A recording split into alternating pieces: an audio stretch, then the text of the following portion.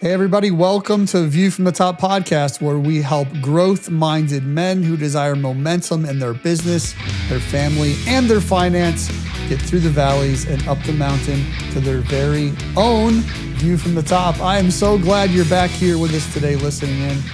Listen, I've got somebody in the studio today that you guys are going to love. Actually, you love them each and every week. But Big A, welcome back. Come on, to View Wally. from the Top. You get me excited, man. I get all amped up when you're doing the introduction. I'm like, man, I'm ready to roll. You had a good week? Man, it's been, I don't even know what today is, but yeah, it's been an okay week. That's for a whole different topic on a different day, but it's been good for me. This has been a great week for me. Got good news. I got a family member that's struggling with some health issues, and we're getting great reports. And so quite honestly, that makes my day really, really good when things are going good in that arena. So yeah, man, it's been a great week. That's good. You actually mentioned something the other day in a meeting that we actually was I think a mastermind call we were on, that you mentioned that yesterday was one of your most productive days in months. Yeah, it has been. Yeah, or it was, I should say. Does that feed into what you just said about being 100%? Yeah. Oh, 100%. Yeah. The reason I think I had a good day is because my mind was clear from thinking about some of these health concerns with a family member of mine, and I was able to focus. And it just shows you when we have things that are a distraction, we can't show up and do our best. Yesterday, I got a great report yesterday morning, and so the night before, it didn't hurt because I was very intentional with my calendar the following day, and I scheduled blocks of time to work on different projects. And I was able to go through those, turn off the distractions, and really nail what it was that I was trying to work on. And I got to the end of the day, and I felt like I gave it all I had. Like I didn't leave anything out there. I was able to squeeze every drop out. And it was so cool at the end of the day to go, okay, I did everything that I wanted to do. I was able to focus, and it was an outstanding day. Plus, I got a lot of clarity as a result of working on those projects. So yeah, man, I need to wash, rinse, and repeat yesterday every day, and it would be outstanding. But yeah, that's great day. That's really an encouragement that you've gotten some good reports from that family situation. That's really good. Yeah, I know listeners, those in the audience, if you've listened back to all the previous couple of months, a few months, long months actually, you know that that's been something that they've had going in their family for some time. So it's great to kind of not out of the woods, but definitely be on the other side. No, we're on the other side, though. We're going up the hill, right, instead of down the hill. Hey, you mentioned something earlier about distractions and pulling you away. What are some, I have some of my own thoughts. What are some things that you think are distractions today? I'll tell you what I think. I think the news. Oh my gosh, you just stole my thunder. Did I? Listen, think the news.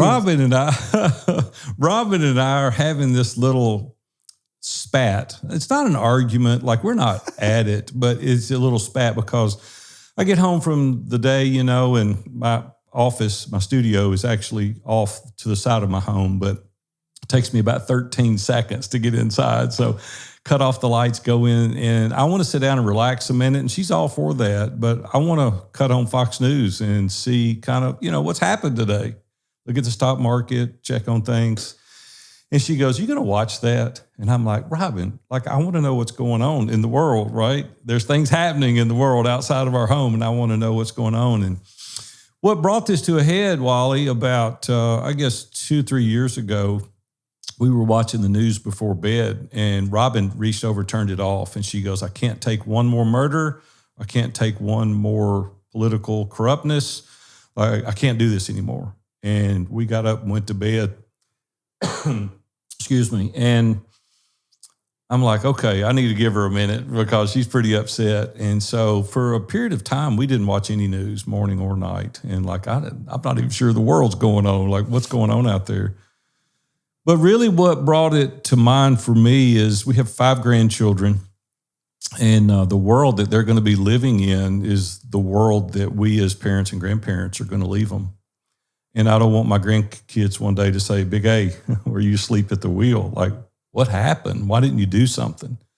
And so I feel this sense of a burden of sorts to try to leave the world a better place, not a worse place for my grandkids. And you know what I even think about, even in our mastermind, we talk very little about current world events. If if you think about it, you think about the groups you lead, you think about the groups you're participating in.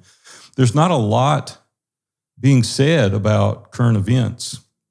And Robin goes on to say, and it's valid, she says, a lot of the stuff you can't believe anyway. And if you do know it, what are you going to do about it? And I got involved, back 1999 in politics. There was a Metro Council seat that I was running for and became very disenchanted with the things that I learned as a result of doing that. And so I hear, but the thing is that if all the good people get out of politics, we're just setting ourselves up for failure. So yeah, I'm just curious for you and Sonia, and you as an individual, how much do you pay attention? How much do you read the news? How much do you subscribe to, finding out what's going on?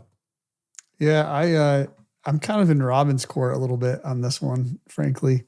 I grew up in a home where news was on, quite often hours in the evening, especially when they got the Fox Newses or the CNNs and those kinds of things. And when they became popular, 24-hour news channels, And one of I forget which book it was that we read a couple of years ago.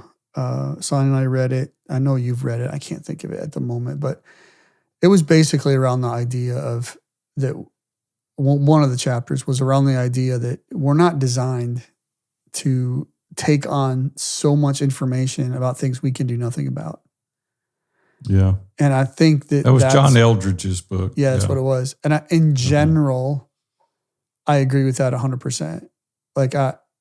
If you look at the Does average, that dismiss you totally? Are you totally dismissed from being an involved citizen? You're an adult, you've had a lot of experience, you got kids, you got grandkids, and what are we going to just turn our head or stick our head in the sand and go, it's just going to get bad anyway, let's just do the best we can? Well, let me ask you an honest question. All the news you watch, what do you actually do about it? Well, some of it you make decisions related to like what? Well, okay, our business, for example. There's a lot of growth that you might not be able to do in your business with rates going up to what they are. That's just one thing. Investments, there's a lot of information related to companies that are there. And I'm not saying you can't get that information elsewhere.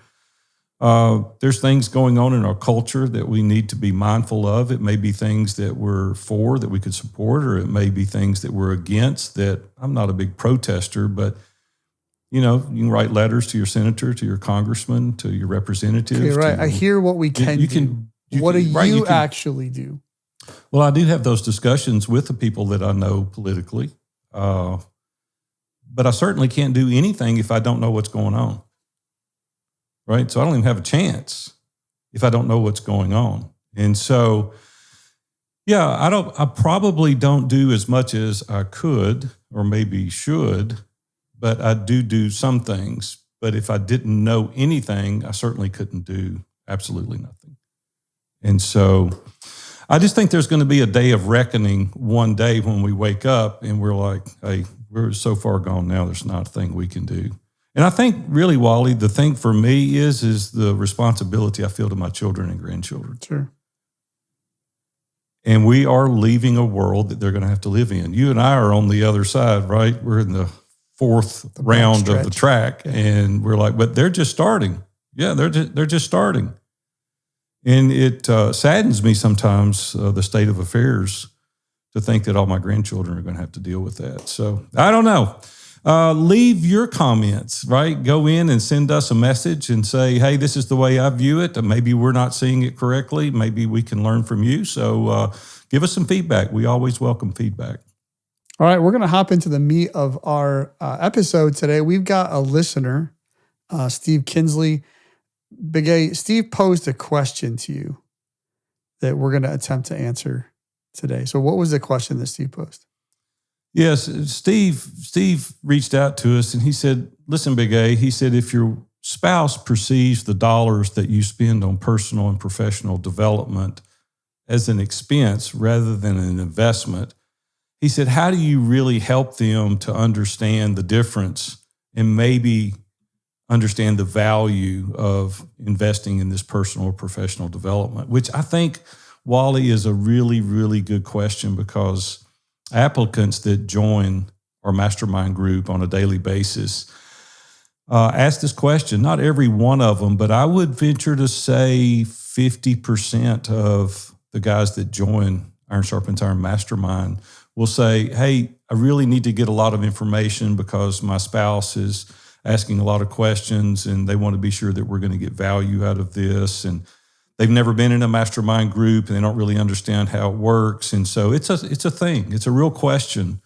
for people. So yeah, I was glad Steve proposed this question. I thought it was a timely question as well, because I've been dealing with this for years. And I thought, well, hey, we'll jump on and do a little episode around this. Steve, a great guy, he's got great insight because he's been with us now about 8 years, and now he's a facilitator.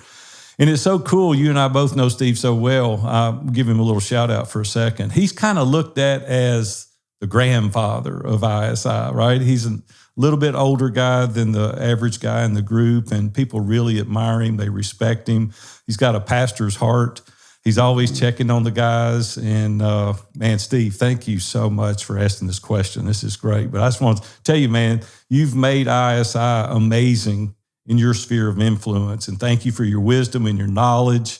You're a great guy. You're a good friend, and you're a tremendous ISI brother. So thank you for asking this. Well, Wally, just let's jump in for a second. How do you look at this question? Like, is this a challenge for you? Do you and Sonia talk through this? How do y'all look at expense being, in ISI or anything else in your budget? Yeah, I wouldn't look at it just, we talk about ISI a lot here because it's close to our heart, but sure. It could be anything, right? I think any type of professional development that you want to do in your life, whether that's some type of a community group like an ISI Mastermind, or whether it's a conference that you want to attend, or whether it's a course that you want to invest in and go through, or whether it's a book that you want to buy and you want to read. And so I think what happens is my experience has been just personally, and this is not just from my spouse, not just from Sonia, but what I've learned over the years is that typically the ability to make a decision, right, and that more people get involved in, especially one with Sonia, is when the cost and the time go up. Right? If I want to go buy a book for $25, no one's going to care. Pretty sure, Sonia's not going to care. Probably most spouses aren't going to care at all. But if I'm going to go buy a course, maybe that's $500, maybe it's $1,000.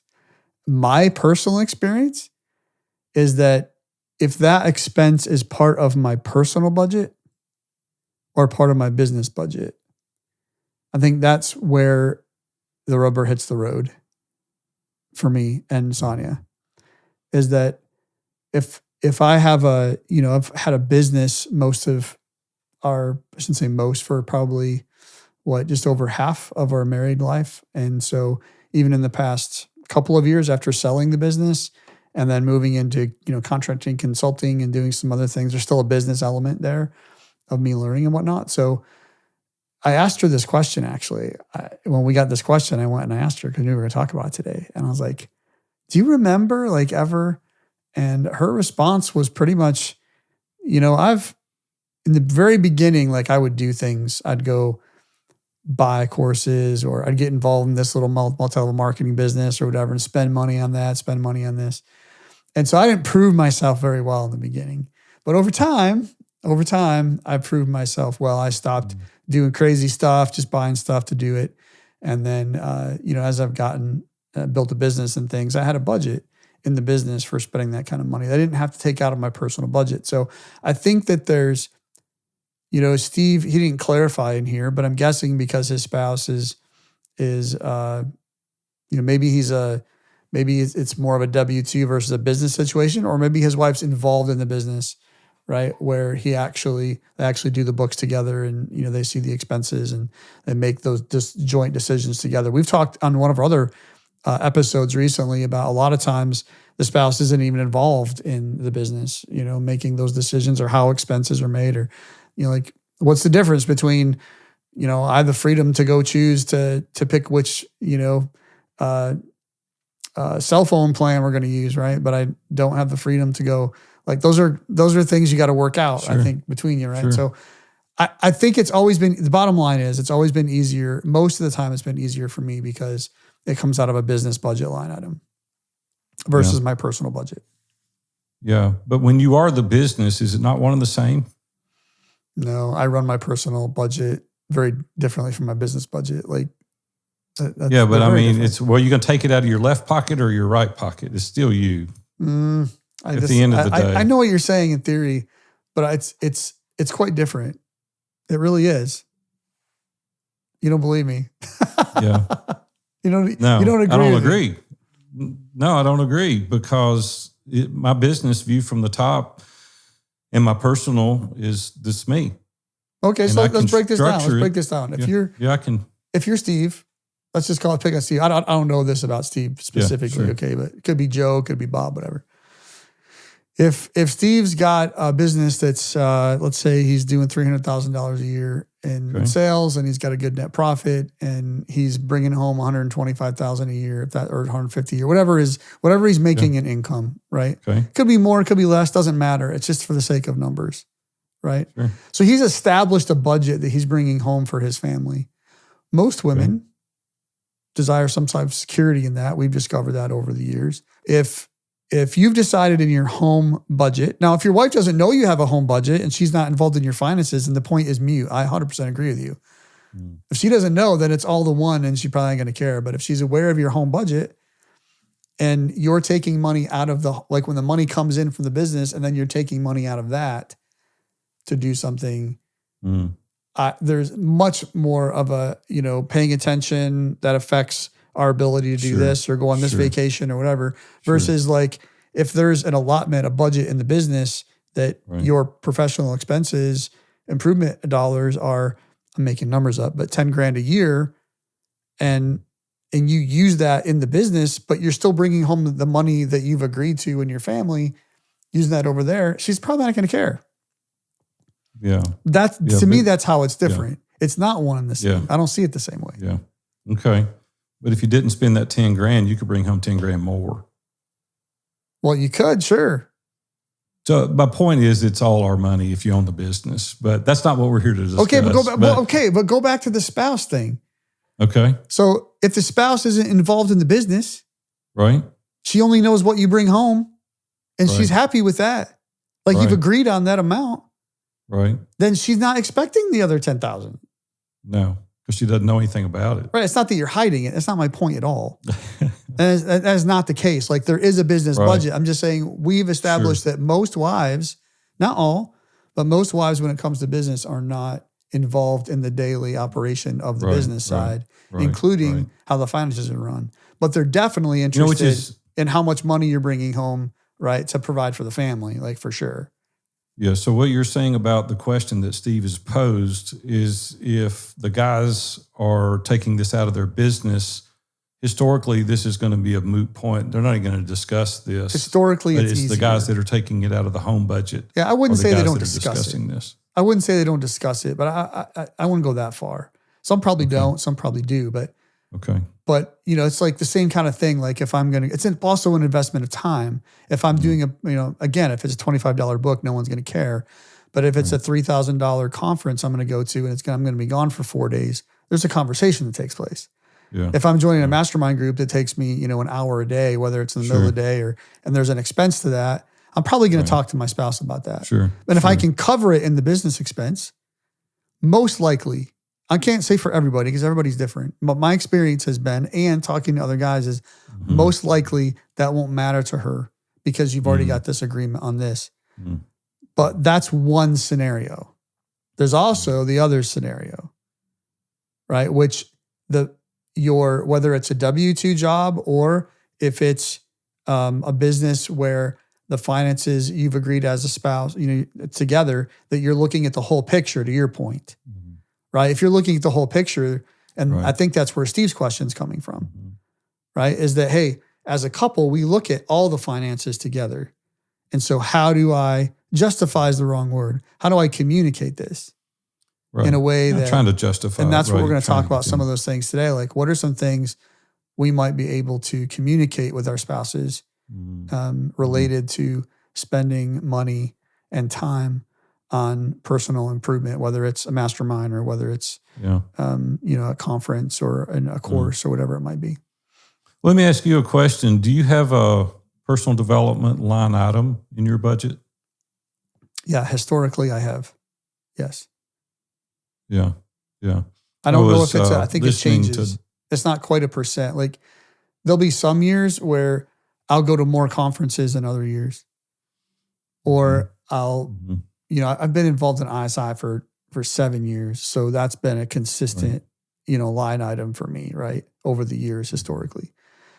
But if I'm going to do more than that, buying a book here or there, I usually read, 10, 12 books a year, whatever. Like that's not going to really impact the budget too much. But if I'm going to do a conference or whatever, and sometimes those things you can bring your spouse along, right? And she'll do something else for a day or two, and then you guys can go hang out for a couple of days, and you kind of can mix business and pleasure. But so you kind of can mix up some things. It's a lot easier to sell on the spouse when they think they're going to get to go on a trip for a few days, lay out at the pool while you go listen to a conference speaker. Yeah, I agree with that. But yes, historically, how about you?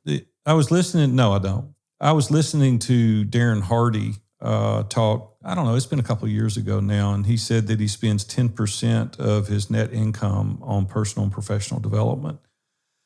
And I thought, man, that sounds like a lot of money, And then, just for curiosity's sake, it's been a couple of years ago. I went back and looked at the expenses, our profit and loss, and I started adding up mastermind, coaching, and book expense, and conferences and courses.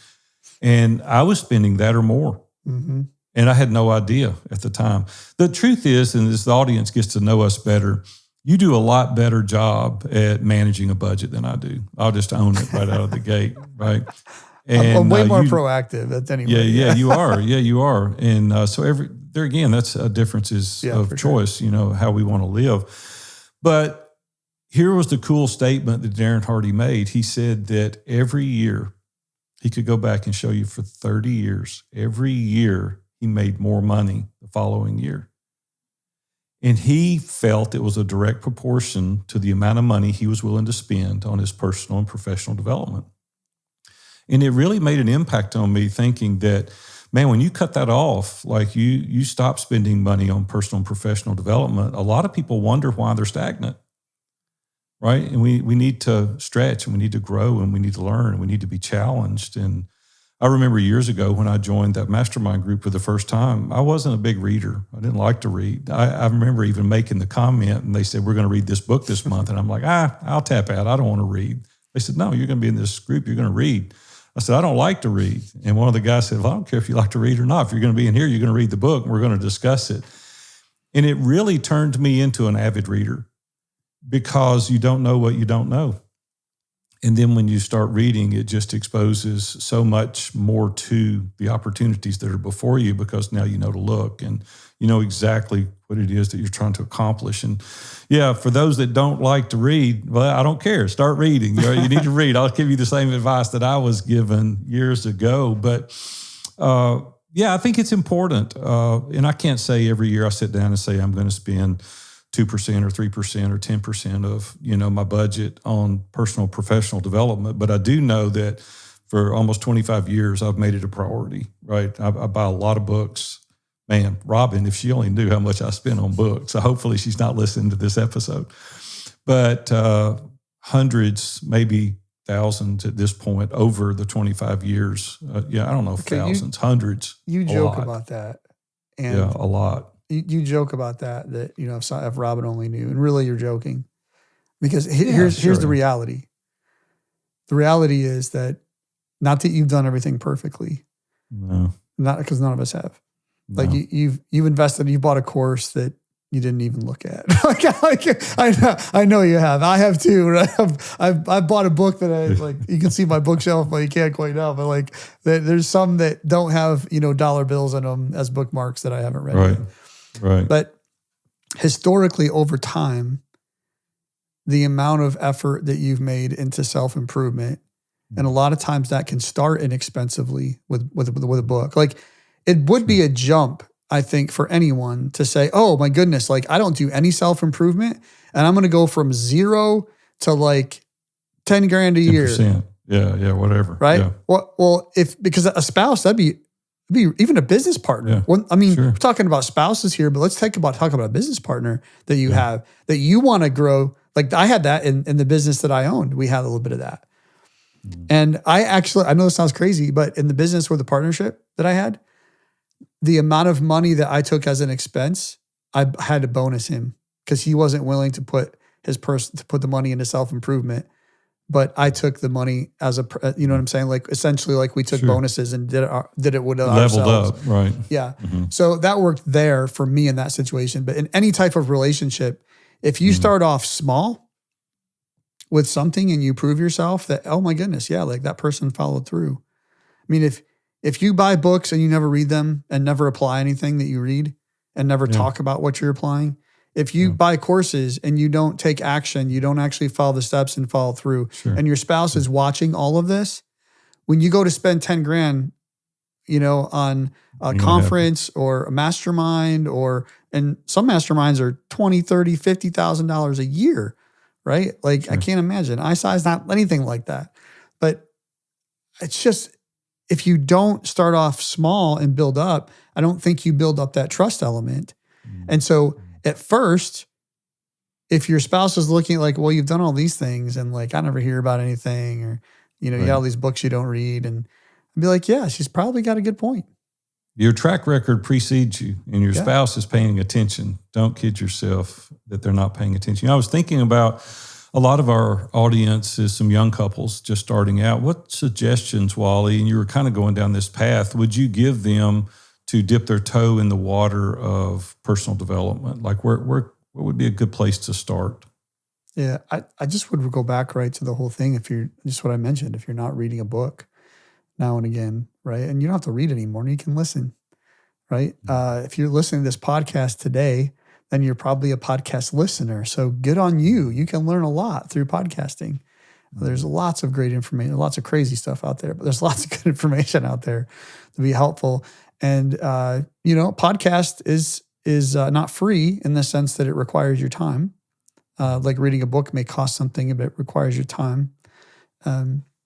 If there's a course that on a business that you're starting or running, a lot of times there's small mastermind groups that are specific to that thing you're doing that'll cost you a couple $100 a month or something to be in that. Usually they have some type of a programming to them, right? So you'll go from it'll be a 6-month program that you're in, and you kind of do that thing. Like start with something to help yourself gain some understanding and even discernment to be able to make good decisions about what you do invest in and what works and what doesn't work. And then as soon as you prove that yourself out to that, I'm talking like it can be months, right? If you get in and do some things, some of these basic things, then you can think about upgrading and thinking, bigger in terms of what's possible. Yeah. There's even a lot of opportunity out there for free, and we don't often think about these things, but there are so many educational YouTubes out there now. If it's something that's really of interest to you, I'm a TED Talk junkie. I love TED Talks. I watch them all the time because they'll be on specific things. Like if I'm doing research of a talk I'm going to do or a presentation I'm going to do, I'll hear other perspectives. And so I'll go on TED Talks. They're 7 to 18 minutes long, and you can listen to those.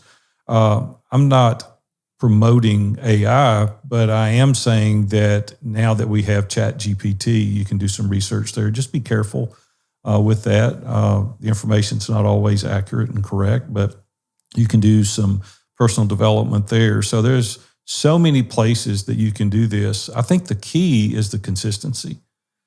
I think doing it just a little bit is kind of like you're a big journaler. You enjoy journaling, so you do that each and every day. And consistently over time, now years, you've got quite the library of journals that your kids are going to get to enjoy reading someday and learn from the experience and your knowledge. And you couldn't just sit down in one fell swoop and do that, but you've done it consistently. And I think that's where the real growth happens, is incremental development, right? Just a little bit each and every day. I'll pass this along, and this is not really in total alignment with our podcast, but I talked to Jeff Hoffman at a conference. He was one of the founders of Priceline. And he said that 10% of everything that he reads daily has nothing to do with things of interest to him. And then he explained that if you're always in the genre, the things that you enjoy, or that you'll stay there. But when you start reading things that are out of your area of expertise, it opens new doors. It opens your thought process in new ways.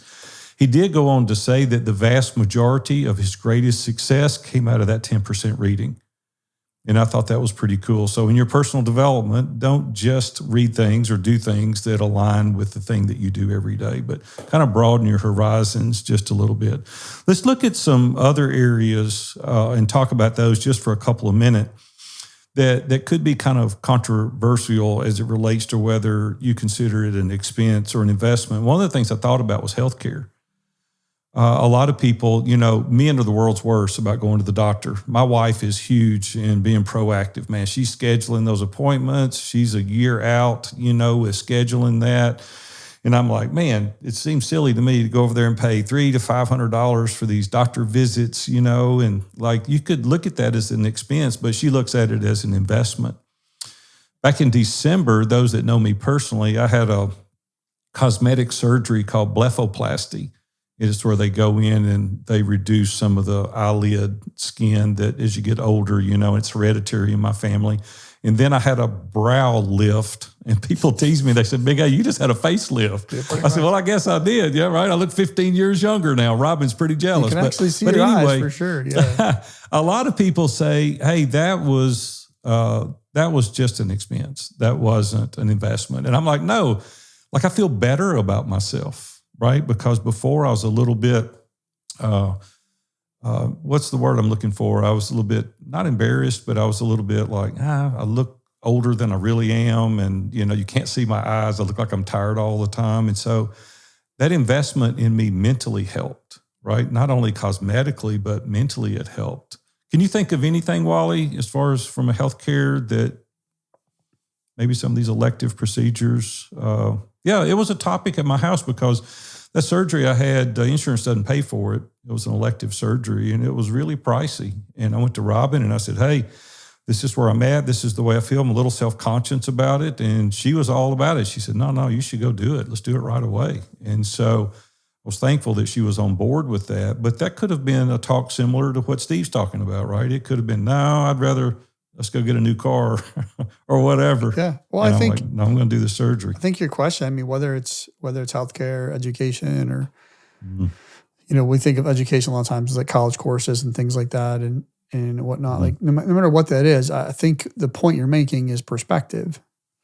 And so we all have a perspective on what's an expense and, what's an investment. I've actually been convicted is the wrong word, but I've just been really mindful lately myself.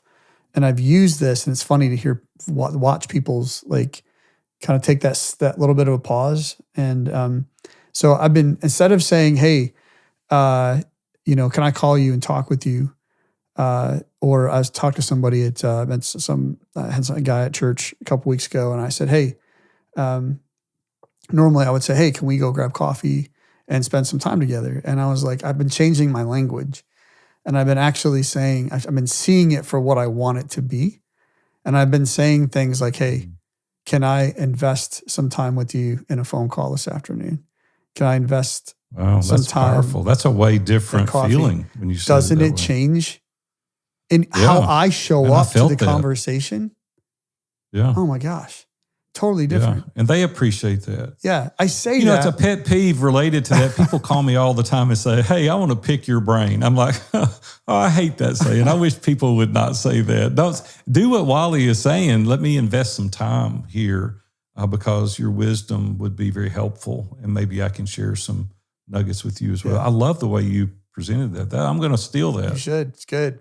Yeah, it's helpful to your mind. Like when you think about spending time, I hate spending time. I don't like spending money. I don't like spending time because it's gone. Right. But if I think about how to utilize that resource in a way that gives back, not just to me, but to somebody else too.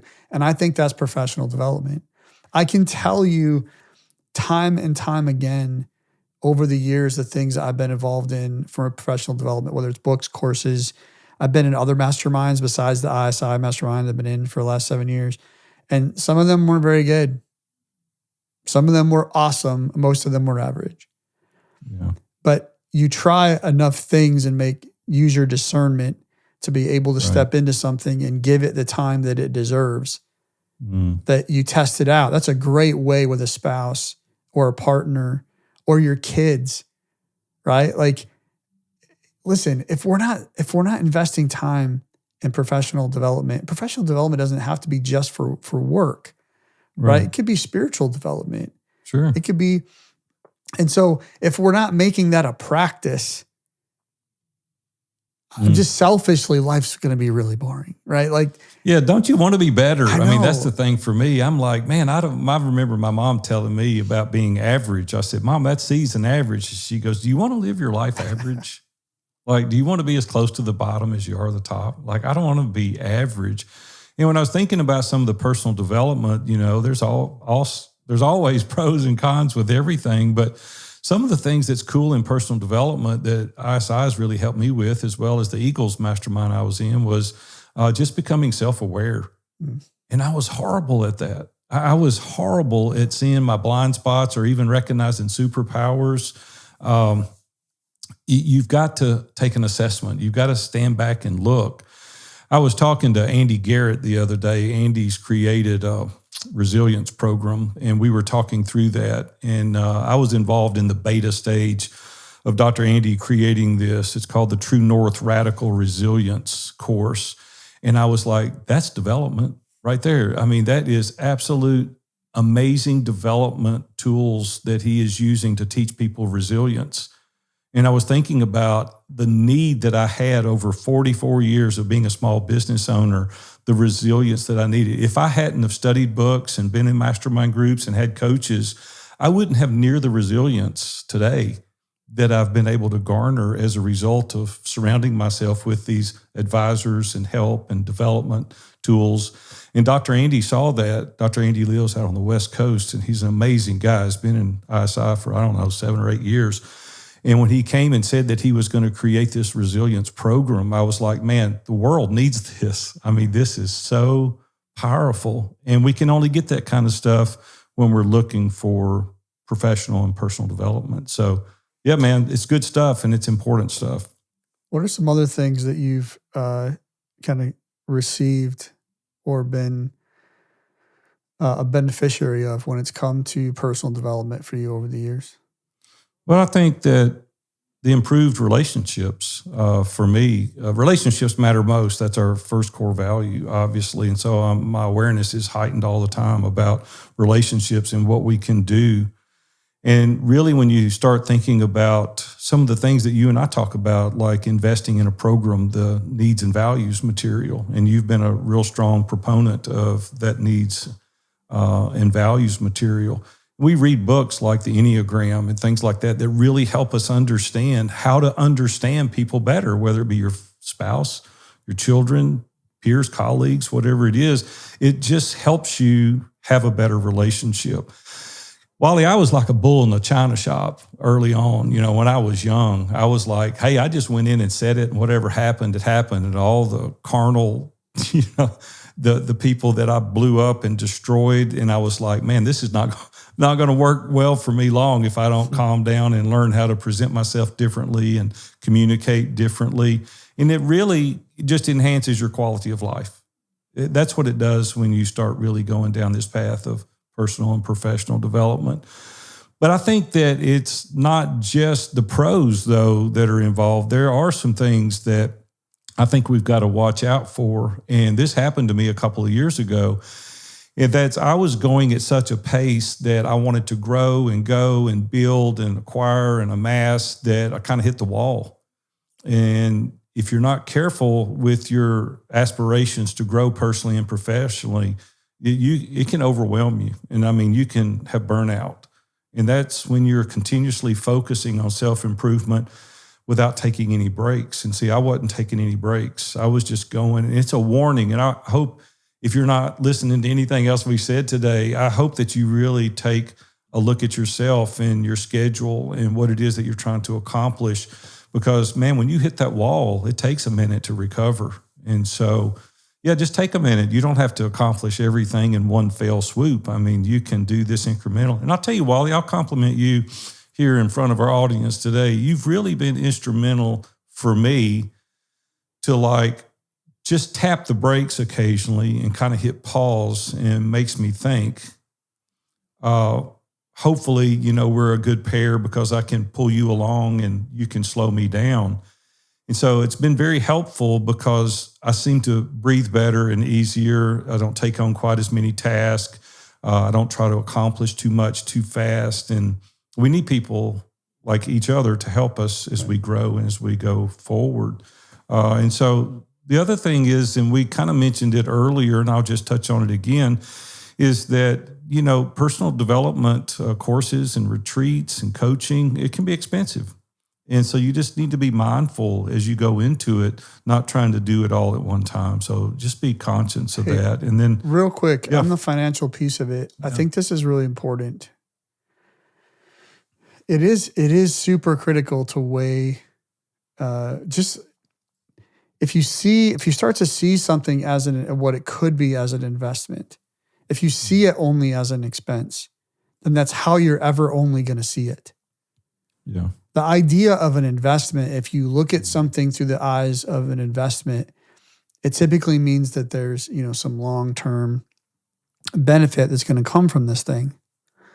And so I've heard of people that, I mentioned this a little bit earlier, I've heard of people that'll go, you know, well, there's actually one that I looked at that I almost did. And I still haven't quite decided against it. I don't know when I would do it. It just seems like so it's an investment mastermind that's $50,000 a year.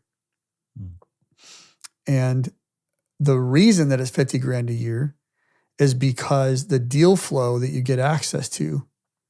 And so if you have money to invest, one of the most challenging parts of, obviously, first is getting money to invest. You got to create that money. So that's the hardest once you part. get that, right, that first.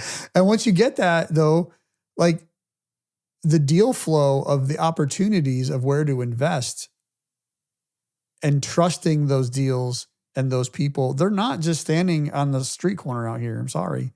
Right. There are a lot of people that'll take your money. That's not what I'm talking about. Sure. I'm talking about vetted, proven, consistent, opportunistic deal flow. That's what this mastermind creates. And so if you've got X number of dollars a year you're looking to invest, $50,000 a year for what you look at the numbers and you out the return, at some point it makes sense or it doesn't. Well, it doesn't matter if that's $1,000 course or a 10,000 year mastermind, like 5,000, whatever it is. Like, it's like weigh the cost, right, that it's going to cost, and then what value am I going to receive over time? I don't know how transparent we want to be on this podcast sometimes. I think we're pretty transparent. So I'm going to say something that I don't know. Well, maybe if I don't say it right. Say it, Wally. If I don't say it right, we can edit it out. No. I think you got to say it. That's what we're here for, to help people. And so here's the thing. We've got good stuff. Let's say it. I've been in ISI Mastermind for 7 years. And when I started, my income is nothing like it turned out to be, in a very positive way. I would not be today generating the passive income that I'm able to generate and make some of the lifestyle choices that I get to make if it wasn't for the relationships and the connections that were created because of the ISI Mastermind. Now, not everybody's story is exactly like that. Like, if you join the mastermind, then you're going to become right? Everybody's paths like that. But I can tell you this, like, for sure, part of the reason I joined was I was looking for not like necessarily I need something tomorrow, right? I knew it was going to take time to build relationships and make connections. And, you know, I've been to, I don't know what is 12 or 13. We have a live event coming up here in October. And like, I think 11 or 12 of those live events where I got to meet people, shake hands, hug a neck, right? Really become more personal with people, aside from the weekly mastermind that we have. So making the decision and weighing that financial investment for you of what that looks like a year down the road, 2 years down the road. One of the easiest methods that I've learned to bring along someone and get them to buy into your idea or your opportunity that you vetted well, like there's got to be trust, right? Is that, especially with our spouse, we should have that. So if we have vetted out the opportunity and financially it makes sense, even if it's hard or difficult, say, hey, I'm going to invest in this for a year. I'm going to do this. I'm going to do this course and I'm going to do the action steps for 6 months. Like, give yourself and say, will you come along that journey with me? Will you give me an opportunity to show that this can work? And if it doesn't, I'll stop. But there's got to be enough time, whatever that particular thing is. Sometimes or less, sometimes or more. But I think that whole idea of like being willing to take a prudent risk that doesn't put you at a disadvantage, but the upside could be exponential that you can't even imagine because you don't know what you don't know. And that's what you're connecting into, and do it on a reasonable trial basis. And what that does for you too, first of all, when we pay for something, we're much more likely to follow through and do the thing. Oh yeah. If you don't have skin in the game, you're not going to. You mentioned the free YouTube videos. I think they're great for basic knowledge, but man, if you want to get into it, it's a whole different animal. That was an elementary step we had said. It was for true. people You're just right. starting, You're right. I just cringe at that stuff. Like I'm like, no. But anyway, and then I think the second thing is if you're putting some skin in the game, like you said, and then secondly is that if your reputation is in the conversation, I'm not saying your reputation's on the line because you're asking, right? You're asking that person to come along on the journey with you. But you've put a stake in the ground and said, this is what I'm going to do. You've created some accountability for yourself. Now you got to show up. That's a whole different way of living than so many people that I talk to that are like, well, I love this question. I think you've asked this before. What are you doing different today than you did last year? Most people say nothing. Yeah. You're going to get the same result. Yeah. You know, Wally, to your credit, you have been in 7 or 8 years, but you've done the reps. Like you've shown up to the meetings, you've done the come as you will be, you've done the scorecard, you come to the live event, you're active in the conversations, you've built relationships now that are broad all across the U.S. You've got people that you're aligning with in real estate deals. You know, you've loaned some money to some guys as a result of this relationships. You and I were talking just the other day what your life would look like had you not been in. And the thing is whether it's another group or our group, you've got an opportunity, you've got a chance when you're before the people that you're making the relationships, you're gaining the trust, you're seeing what's available. There's a new perspective out there. There's opportunity before you. You've got to go where, you know, it's going on, and it's an environment. It's at a place that you can trust the participants. And so, yeah, I mean, it wouldn't have happened if you had just come in and been a fly on the wall, right? You got to participate. And so you've done the work, and that's why you've gotten the results. And that's the way with anything. Well, at the end of the day, to answer Steve's question, there's a bottom line here. You've just got to think about it, and it's really your own personal perception of distinguishing between expense versus an investment. I mean, you've just got to sit down and go through the exercise that kind of we've talked about. You've got to make the decision for yourself is what's important to you. What is it that you want to accomplish? Do you want to invest in yourself? And I can't think of a better place than to invest into yourself. And I think that we're confronted with this question all the time. And the guys that want to join ISI, they go through this exercise. They're going through this with their spouse. And that's why Steve posed the question. And so I'm really glad that he asked this question. I'd suggest that if you're going to do any investment, regardless of what it's in, as it relates to personal development, professional development, kind of think about the pros and the cons. But you've got to ask yourself some questions. You've got to say, hey, first of all, is there collective wisdom in this organization that I'm possibly thinking about joining? Is there a measure of accountability? Are there people that's going to call me out and call me up? And are they going to say, hey, you said you were going to do this, and did you? And hold you accountable. The other thing that's really good is to think about if there's networking opportunities, because in a lot of the organizations, it presents an environment that's conducive to networking. And you're like, hey, I want to get into where. So that there again, that shows you whether it's an expense or an investment. The investment is it's going to produce results later that you're going to be able to capitalize on. Thinking about if there's a support system, think about, is it motivating to you? Is it inspiring when you're making this decision to get into personal or professional development? There's just so many other things. And if you're going to grow personally, if you're going to have an environment that's conducive to success and significance, the thing that I really enjoy about what we do is there's a structure to it. We built a framework and we repeat that weekly. And when you do things, as I've said earlier in the interview or the episode about is consistency. And when there's consistency ongoing with these things in mind, there is going to be success. And so I think you just got to ask yourself these questions, whether it's going to further your cause and create a life of greater success and significance. We're really big on not just the success in ISI and here on this show, View from the Top, but it's about a measure of significance because it's the thing I didn't have as a young man. And as I get older, I want to have a lot of significance as I go forward. And it has to be really these things that we've outlined, or it is an expense. It's not an investment. And so I just want you to think through the way you're going to spend money, the way you're going to develop for your future going forward. So take a deep dive, look into your personal needs, think about it, weigh out your options, really execute on the opportunities that will return these huge dividends that we've talked to today for your personal and your professional development. And the sole reason that we want you to do that is because we want you to have a view from the top.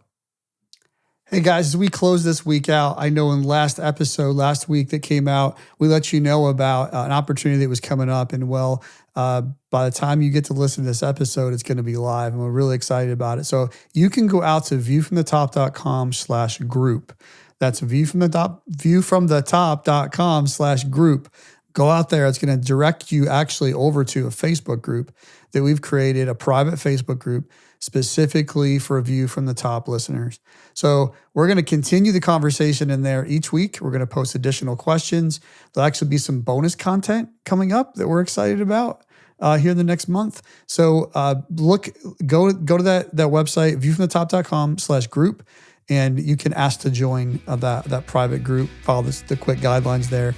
You can get in and start participating in the conversation about what we talked about today. So I really look forward to seeing you there, and have an awesome week, and we'll see you next time.